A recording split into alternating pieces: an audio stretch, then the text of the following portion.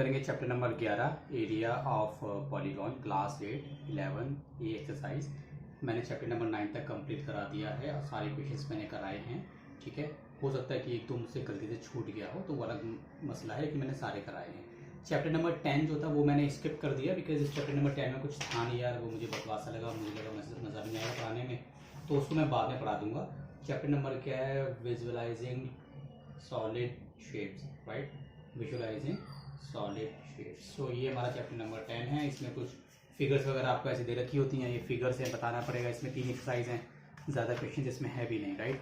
तो मैंने इस चैप्टर को मैंने स्किप कर दिया और हम चैप्टर नंबर 11 से हम करेंगे एक्सरसाइज 11 ए। ठीक है, चलिए वो बाद में कर लेंगे।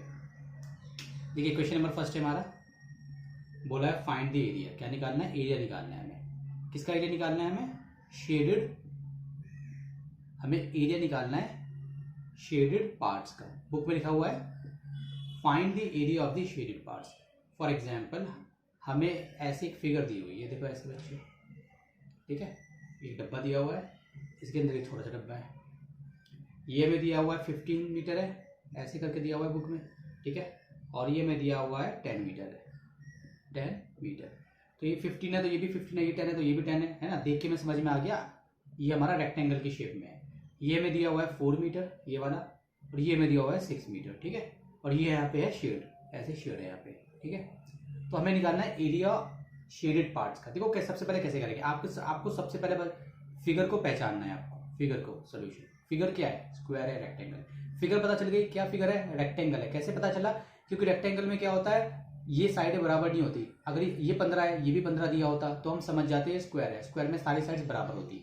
तो हमारी लेंथ हो गई, ये ब्रेथ हो गई, ये लेंथ हो गई, ये ब्रेथ हो गई, ये लेंथ ब्रेथ, ये लेंथ ब्रेथ, लेंथ ब्रेथ, ठीक है। रेक्टेंगल में लेंथ अलग होती है, ब्रेथ अलग होती है, ठीक है। चलिए सबसे पहले हम बोलेंगे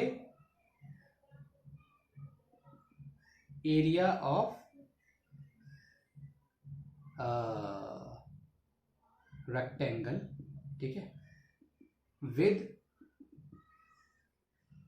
साइड्स, ठीक है, 15 मीटर एंड 10 मीटर। ये आपने लिख दिया क्वेश्चन, आपने ऐसे ये लाइन आपने लिख दी, समझ में आ गया हम किसका एरिया निकाल रहे हैं, ठीक है। ये निकालेंगे, कितना होता है यहाँ पे निकालेंगे, कितना होता है? L इंटू बी होगा, ठीक है। L क्या मेरा? लेंथ ब्रेथ, ठीक है, 15 मीटर मल्टीप्लाई 10 मीटर, कितना हो गया? 150 मीटर। 2 बार है तो मीटर की पावर 2 हो गई। एरिया हमेशा स्क्वायर में आता है, ठीक है, ये आ गया। अब हम निकालेंगे, आप अंदर वाले का निकाल लो, ठीक है, area of rectangle with sides 4 metre and 6 metre. क्योंकि आपने ये लाइन लिख दी तो समझ में आ गया कि अब आप छोटे वाले रेक्टेंगल की बात करते हो। L इंटू बी होगा, L कितना है? 4, ये लेंथ, ये ब्रेथ, ये वाली लेंथ मानेंगे, ब्रेथ मानेंगे, तो 6 मीटर मल्टीप्लाई 4 मीटर। जब भी आपको फिगर होगी ना तो ऐसा नॉर्मली क्या होता है, इसको लोग लेंथ मानते हैं, इसको ब्रेथ मानते हैं। L B, L L, breadth breadth, length length, इस टाइप से लिखते हैं, ठीक है। अगर आपने इसको ब्रेथ माना, इसको लेंथ माना, तब भी आपका आंसर तो सेम ही आना है यार, उसमें कोई मसला नहीं है, ठीक है, इतना नहीं सोचना। चलिए तो कितना हो गया बच्चों? 6 4 जा 24 मीटर का स्क्वायर। ये दो निकाल लोगे। अब ध्यान दो, ये बड़े वाले का एरिया मैंने निकाल दिया। इस बड़े वाले एरिया में से अगर मैं छोटे वाला एरिया निकाल दूं, ये वाला बॉक्स में हटा दूं, तो अंदर अंदर का जो शेडेड पार्ट है वो बच जाएगा, उसका मुझे एरिया निकालना है। तो यहाँ पे लिखेंगे हम एरिया ऑफ शेडेड पार्ट, ठीक है। तो क्या हो जाएगा? बड़े वाले में से 150 मीटर का स्क्वायर माइनस छोटा वाला 24 मीटर का स्क्वायर, ठीक है। सो 150 से मैं 24 चलेगा तो कितना आ जाएगा? 50 में से 25 गए तो कितना आता है? 25 बचते हैं, मगर यहाँ पे 24 है तो 126 मीटर का स्क्वायर। ये मेरा आंसर आ गया।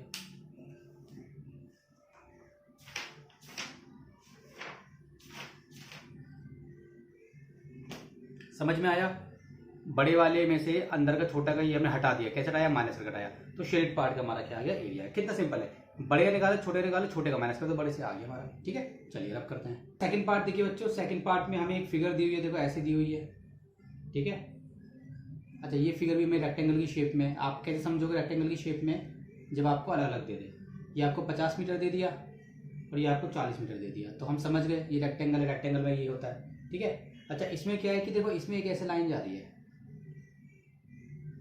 ठीक है, और ये हमारा शेडेड एरिया है, और ये कितनी लाइन ले रहा है, ये है 5 मीटर, ये यहाँ पे कितना है 5 मीटर है, मैं ऐसे लिख रहा हूँ। एक लाइन बच्चों ऐसे जा रही है, ये भी शेडेड एरिया है, और ये कितना बच्चों हमारा 1.5 मीटर।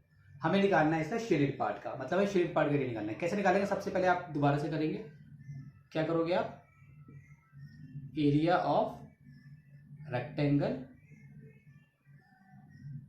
विद साइड्स कितनी है 50 metre and 40 metre equals to L into B, मतलब 50 मीटर इंटू 40 मीटर। तो कितना आ गया 5 4 जा 20 और 2 0, ये आ गया बच्चों। इसके बाद देखो ध्यान दो बच्चों, इसके बाद आपको क्या करना है, इसके बाद आप क्या करोगे, देखो ध्यान दो। अब आपको शेडेड पार्ट का एरिया निकालना है ना, उसके लिए आपको क्या करोगे, देखो मान लो कि ये 50 है ऊपर वाला और ये 5 मीटर है, मतलब इस 50 में से ये 50 है मान लो, और ये लाइन ऐसे जा रही नीचे, तो इतना हिस्सा कितना हो गया, ये इतना हिस्सा कितना हो गया, देखो ये वाला ये हिस्सा कितना हो गया 5 मीटर का हिस्सा हो गया, और ये पूरा कितना है 50 है। तो इस 50 में से 5 मीटर का हिस्सा निकाल देते हैं, तो कितना बचा 45 मीटर, ठीक है। तो ये तुम्हारा 45 मीटर। इसमें जो है ये वाला हमने ये वाली जो लाइन थी, ये मतलब ये इतना जो हिस्सा था, इतना हिस्सा वो हमने निकाल दिया, तो 45 मीटर बच गया, ठीक है। अब ऐसे आ जाओ, ऐसे जो लाइन है, ये जो लाइन है ये मतलब साइड वाली जो लाइन है, ये 40 मीटर है पूरा, लेकिन इसमें से इतना हिस्सा है ना, इतना हिस्सा ये कितना है 1.5, तो हम 40 में से 1.5 निकाल देते हैं, तो 38.5 बचा, ठीक है। तो हमारा कितना हो गया, ये 38.5, ठीक है, ऐसे हो गया। ये भी 38.5 है, ये भी 45 मीटर है। इसमें शेडेड एरिया, जो शेडेड पार्ट है, इसमें शेडेड पार्ट नहीं है, ठीक है। तो अब एक बार हम इसका एरिया निकाल लेंगे, समझो दोबारा से। पहले बड़े वाले का एरिया निकाला, सिंपल पूरे का एरिया निकाल लिया। पूरे का एरिया निकालने के बाद इसका एरिया हटा दिया हमने, तो हमने इसका एरिया निकाल लिया, मतलब 50 में से 5 हटा दिया, 40 में से 1.5 हटा दिया। अब इसका एरिया निकाल लेते हैं, ठीक है। तो कैसे निकालेंगे, देखो हम निकालेंगे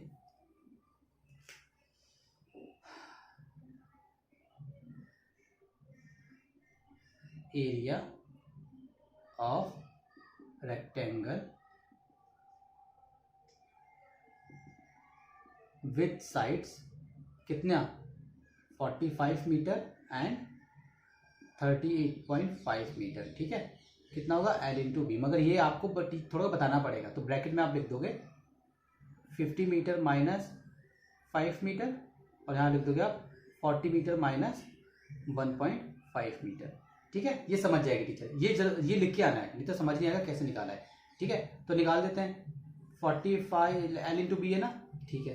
तो पहले लिखेंगे हम 50 मीटर, सॉरी नॉट 50 मीटर, यार क्या कर रहा हूँ मैं अभी, 45 मीटर मल्टीप्लाई 38.5 मीटर, तो कितना हो गया, कैलकुलेटर का यूज करेंगे, 45 मल्टीप्लाई 38.5, ये हो गया मेरा 1732.5 मीटर का स्क्वायर। अब क्या करेंगे, इसके बाद हमें निकालना होता है एरिया ऑफ शेडेड पार्ट। तो वो क्या होगा, बड़े वाले में छोटे वाला माइनस करते हैं, बड़ा वाला माइनस, दिमाग लगाना थोड़ा सा बच्चों, देखो ठीक है। ये है मीटर का स्क्वायर, तो मीटर स्क्वायर यहाँ लगा देंगे, ठीक है। पहले वाले में मैंने यहीं पे लगा दिया, तो कैसे भी लगा दो। इसको सॉल्व करो, पहले सॉल्व करो फिर बताऊंगा। माइनस 1732.5 267.5 पीछे आंसर एक बार चेक कर लो बच्चों, ये आंसर आ रहा नहीं आ रहा, फिर आपको समझाऊंगा। निकल जाए यार जल्दी से, वेरी गुड, हमारा आंसर बिल्कुल ठीक है। देखो बच्चों, बड़े वाले एरिया में से ये रहा, मैंने क्या करा, मैंने जो है ये वाली जो लाइन इतना 5 मीटर मैंने कट कर दिया 50 मीटर में से, और मैंने 40 मीटर में से 1.5 कट कर दिया। उसके बाद मैंने एरिया निकाला, मतलब कि मैंने जस्ट इमेजिन ये है एक 50 और ये कितना है 40, मैंने इसका निकाला। फिर मैंने एक छोटा सा निकाला, मान लो छोटा है, बस समझाने को बता रहा हूँ। फिर ये 45 था और ये 38.5 था, मैंने इसका निकाला, मैंने इसका निकाला, ठीक है। इसमें से फिर मैंने इस वाले में से अगर मैं ये वाला माइनस करूंगा, ठीक है, तो मेरा क्या बचेगा, मेरा जो पार्ट था, मेरा छोटा पार्ट, ये इसका एरिया बच जाएगा, मतलब इसका एरिया इसमें शामिल नहीं है ना, तो इसमें से मैंने ये एरिया कट कर दिया, तो ये पूरे बड़े वाले में से छोटा वाला एरिया मैंने कट कर दिया, तो इसका एरिया बच जाएगा, वो ये हो गया। ठीक है, चलिए रब कर दो।